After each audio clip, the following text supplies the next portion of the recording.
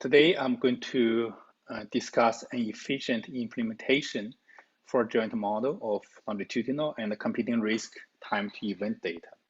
And this is based on joint work with my doctoral student, Shanpeng Li, and also my UCLA colleagues, Ling Li, Jin Zhou, and Hua Zhou. Let me first discuss the motivation of our research. Yeah. It is well known that joint models for longitudinal and time to event data are useful in many application domains. Okay? And for example, in longitudinal data analysis, joint models are commonly used to handle non-ignorable missing data due to a terminal event. And in survival analysis, it is used to handle time-dependent covariate when the time-dependent covariate is measured either only intermittently or measured with error. It can also be used to make dynamic prediction of an event outcome from the longitudinal trajectories of the biomarker up to the present time. And it can be used to analyze the longitudinal and the survival endpoint as co-primary endpoint for a study. The focus of my today's talk actually will be how to use joint models for big data, especially the big biobank data. So that's actually the motivation of this. Biobank data are quite common these days. And they are linked to massive electronic health records data or EHR data, along with many other data like genomics, wearable device, and other modalities of data. And they provide rich resources for health-related research. And they are usually huge with a large number of patients. For example, the UK Biobank is a prospective study and that recruited over 500,000 participants.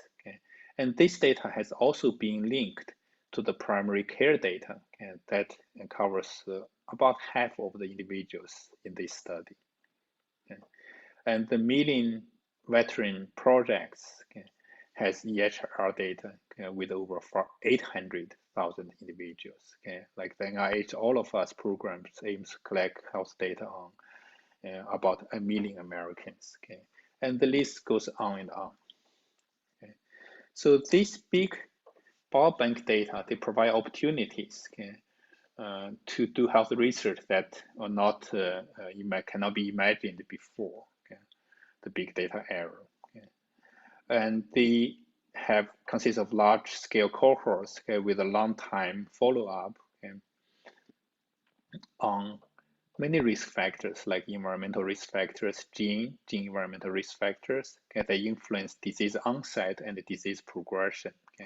And they can be used to augment knowledge gained from randomized control trials or provide knowledge that actually randomized controlled trials are not able to provide, such as longer time follow-up and the real-world treatment effects evidence. In addition, it's only with these large-scale cohort studies that disease onset can be defined more clearly and the multiple disease outcomes can be studied altogether. And millions of subjects from biobanks also allow to detect the subtle effect from each of the many genes involved in common diseases, which ultimately will enhance our ability to use precision medicine for tailored disease prevention. However, just the huge scale of those biobank data, they pose challenges to, especially computationally, to joint modeling. And current implementations of many joint models, and they are inefficient and often not feasible to perform real-time data analysis. So here are some examples to see the computational problem with large data. So this is a lung health study with over 5,000 patients. It's a 10-center randomized clinical trials. Patients being randomized to 3 arms. a control arm and also two types of interventions there. And the objective is to determine if the intervention program can slow down the decline of the lung function measured by something called FEV. Okay, and this is actually a longitudinal measurement. It's collected annually. Okay, so we have a longitudinal outcome here. Okay, in this study, there are also a non-ignorable percentage of measurement, okay, that are missing due to informative dropout. Okay, and joint model can be a natural tool here to handle this missing data due to dropout. Okay, so we can use a joint model. Okay, so for FEV1, the longitudinal, we can use a linear mixed effect model. For example, a standard form, we have fixed effects and random effects, okay, plus error. Okay, and then you can use a proportional hazards model, for example, to model the time to dropout. Okay, and these two outcomes are linked by a latent structure called the WIT, okay, which will measure the correlation, okay, capture correlation between the longitudinal and the dropout. Okay. And there are various ways of specifying the latent association structure as shown in the next slides. Okay, so in these slides, I summarized some common joint model packages that's available to date. Okay, for example, the JOIN-R, okay, the JSM, and also JAM package, and also they have a Bayesian version of it. Okay, and they actually fit different models there. Okay, and it depends on the specification. For example, JOIN-R and the JSM, they fit the semi-parametric model in which the baseline hazard in the survival model is assumed to be unknown, so it's a non-parametric. Okay? And the JAM model mostly assumes the parametric baseline hazard, okay, which has advantage that computationally is faster. Okay? However, when those parametric assumptions are not valid, then actually you can create a biased result. Okay, so my focus today will be on the non-parametric baseline hazard or semi-parametric joint models there. Okay, and as to the latent association structure, there are various ways of specifying it. You could use the current value of the latent process. You could use the current value of the biomarker. Okay, you could also use the shear random effects, okay, to capture the correlations between the two types of outcome. So here is the example when you run, can use this package to run analysis on the lung health study. Okay. Here are the times, so that's the focus here we're going to look at. Yeah. So for the semi-parametric model where the baseline hazard is non-parametric, you can see that it takes quite a lot of time to finish the analysis. Okay, JOIN-R is the fastest, okay, but still take 20 minutes. Okay, the other one all over 1.5 hours. Okay, the parametric models are fast. Okay, but the base parametric model are still quite slow. Okay.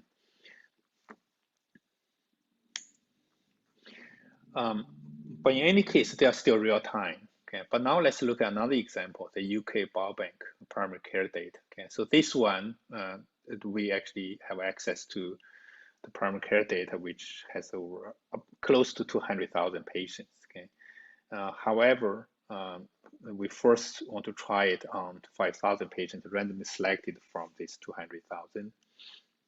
And the reason will become clear on the next few pages there. So we look at the systolic blood pressure measures, okay, which is collected over time. So it's a longitudinal outcome there. Okay, and for the time to event, we actually look at computing risk outcome here. So it's age at onset of either type 2 diabetes, okay, or stroke, okay, whichever occurs first. Okay. So in this case, we can model the blood pressure, okay, using a standard mixed effect model, okay, and we model the computing risk outcome, okay, time to diabetes or stroke, okay, using a proportional cost-specific hazards model, okay, with a non-parametric baseline, okay, with a baseline hazard lambda 0 there for each outcome. And among the softwares I mentioned earlier, okay, only these four, okay, with both phase, okay, they are able to handle computing risk. The others they cannot handle computing risk data. Okay, so I ran these four, and JOIN-R, which actually the fastest earlier among the non-parametric ones. Now it took more than a day to finish. And the JM, they can't actually run on this data set because this data set involves longitudinal measurement after the event. And by default, the JM package does not allow you to run analysis on such data set. So basically, JR is the only option here among the existing package that can run, but it took more than a day to run for only 5,000 patients. Okay. What if you run it on the whole data set, close to 200,000? Okay. Then you simply run out of memory. You can't do anything there. Okay. So there's a problem there. Okay. So there's clearly a pressing unmet need to develop efficient algorithm for implementation of joint models.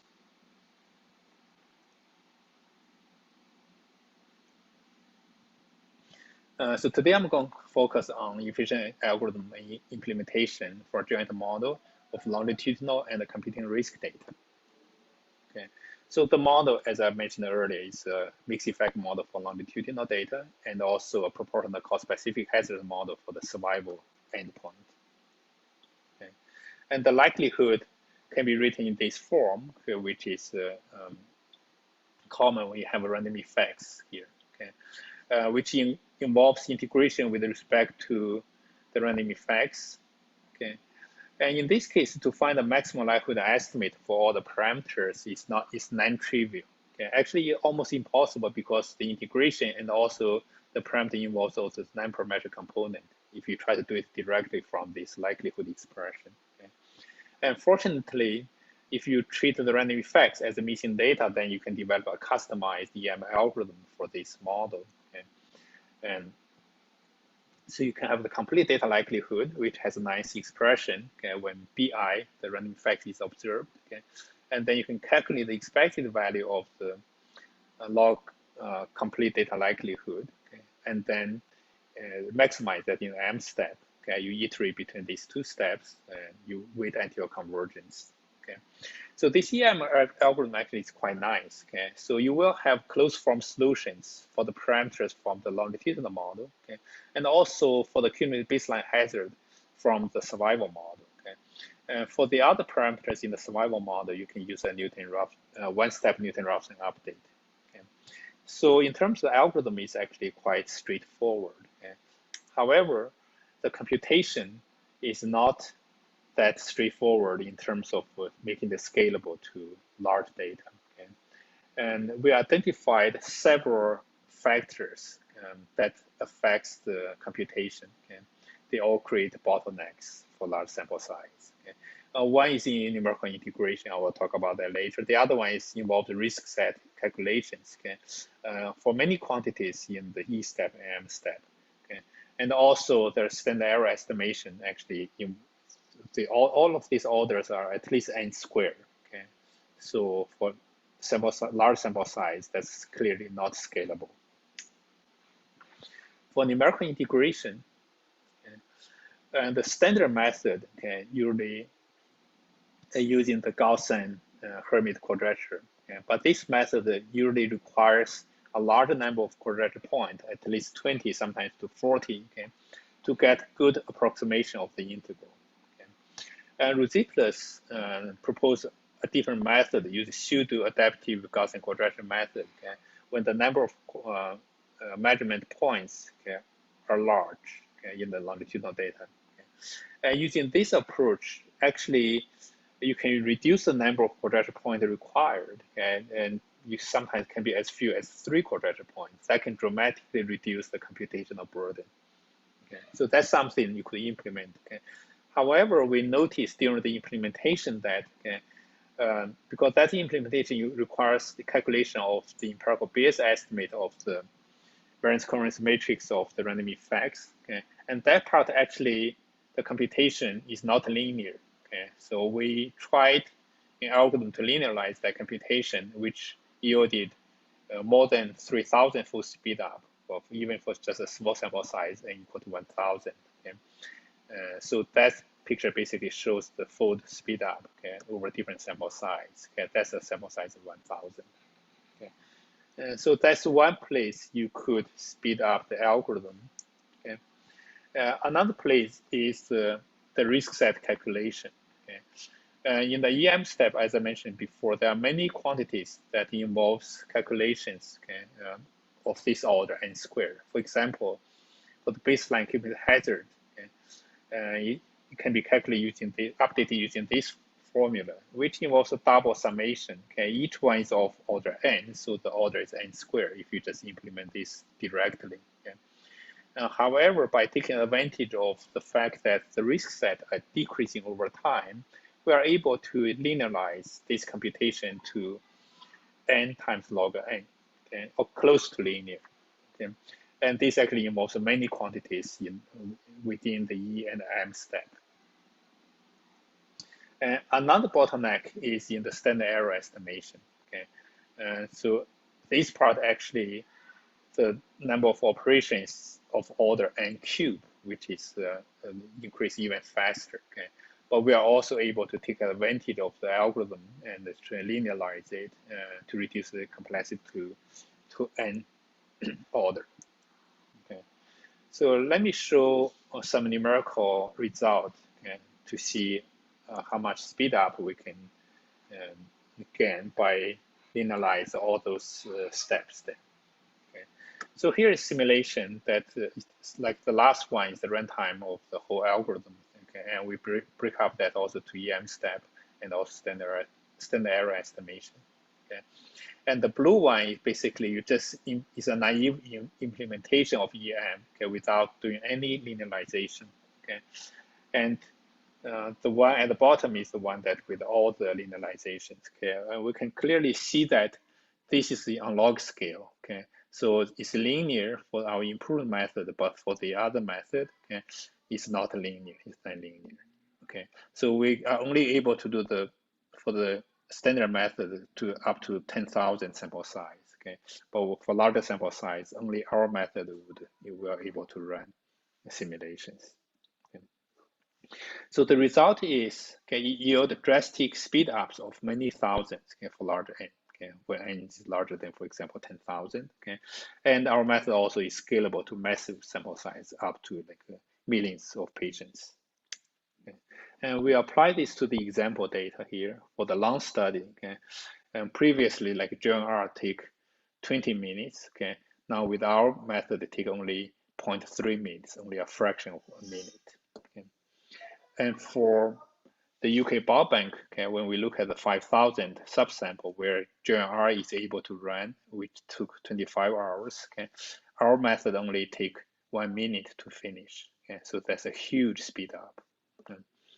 And finally, if we can apply to the whole UK Biobank primary care data with close to 200,000 patients, okay, and we finished the analysis using our package in a little over 1 hour, okay, still real time, okay. And just recall that the only one, okay, GNR that can run this actually is run out of memory, okay, you cannot run, okay. So our package actually can still provide real time analysis. Okay, so to recap, okay, we have developed and implemented efficient algorithm for genetic modeling of longitudinal and computing risk time to event data. It provides drastic speed up of many thousands fold, okay, and scalable to massive sample size data to millions of patients. And we developed our package, okay, which is to be released soon. Okay. And some of the ideas we used in this work can also be adapted by some other genetic modeling to speed up their computation. Okay. And of course, there are limitations. Okay. So here I only talk about the scalability for big N. Okay. However, there's also scalability problem with the big Q problem. Q here is the number of random effects, okay, and which will actually the computation grows exponentially with the number of random effects. Another computational problem could be when you have a dense longitudinal data. Okay, so we call it big NI. Okay? So the number of measurement per subject is large. Okay? And that happens, for example, when you have a wearable device. Okay? You can collect a lot of measurement, okay, very frequently and very dense. Okay? You can have daily data, maybe sometimes minutes data or even seconds. Okay? So you can do have huge big N per subject. Okay? And that actually create computational issues as well. Okay? Another problem is the robustness of the model. Okay, so the model in most random joint models makes the parametric assumptions about the random effects, like multivariate normal, or the error in the mixed effect model. Okay? And when those assumptions are not valid, okay, the result could become a problem, could be biased, for example. Okay? And another issue is in the longitudinal mixed effect model, we always assume the error to be homogeneous and does not change over time or with a change between different subjects. Okay, and so that actually is quite a restrictive assumption, okay, and which is often violated in real data. Okay. So all these problems, they are not just limitations for the problem we considered here. They are actually quite common to most joint models there. Okay. And so they are actually big issues for big data. So my team is currently working to develop a new joint model with a new estimation procedure, which actually is integration free, okay, and also robust, that try to address all these issues here listed. Okay, and we are making some progress. Hopefully next year I'll be able to present the progress on that project. Okay, so I'll stop here and thank you.